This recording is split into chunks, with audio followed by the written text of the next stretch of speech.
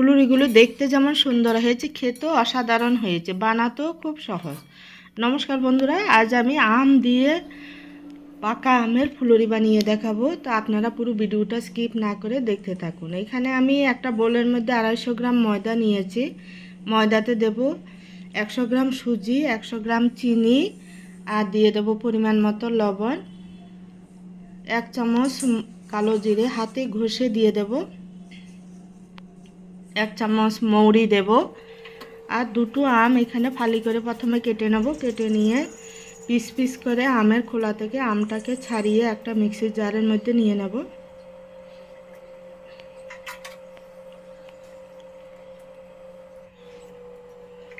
তো আমটাকে মিক্সির জারের মধ্যে নিয়ে একটা স্মুথ পেস্ট বানিয়ে নেব।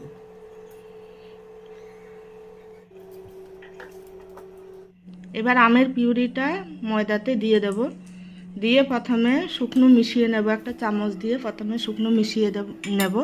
তারপরে অল্প অল্প দুধ দিয়ে ব্যাটারটাকে ভালো করে ফেটিয়ে নেব। তো দুধটা যতটা প্রয়োজন হবে ফেটাতে ততটাই দেব।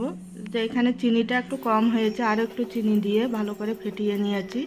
এবার সব শেষে দিয়ে দেব বেকিং সোডা, 1/4 চামচ বেকিং সোডা দেব, বেশি দেব না। দিয়ে আরও একটু ফেটিয়ে এবার ঢাকা দিয়ে 15 মিনিট মতো রেস্টে রেখে দেব। যেহেতু সুজি দিয়েছি ব্যাটারটা ফুলবে। এবার কড়াইতে দেব সাদা তেল গরম করতে। তো ব্যাটারটাকে আবারও একটু 15 মিনিট পরে আবারও একটু ফেটিয়ে নেব। ফেটিয়ে এবার তেলটা গরম হলে অল্প অল্প করে ব্যাটার দিয়ে ফুলুরিগুলো ভাজতে দিয়ে দেব।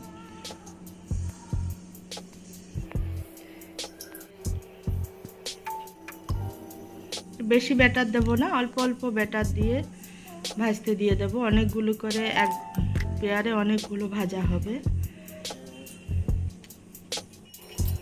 এবার ওগুলোকে উল্টে পাল্টে মিডিয়াম আছে লাল লাল করে একটু গোল্ডেন ব্রাউন কালার আসা অবধি ভেজে নেব। প্রথম পেয়ারটা ভাজা হয়ে গেছে মোটামুটি, এবার তুলে নেব।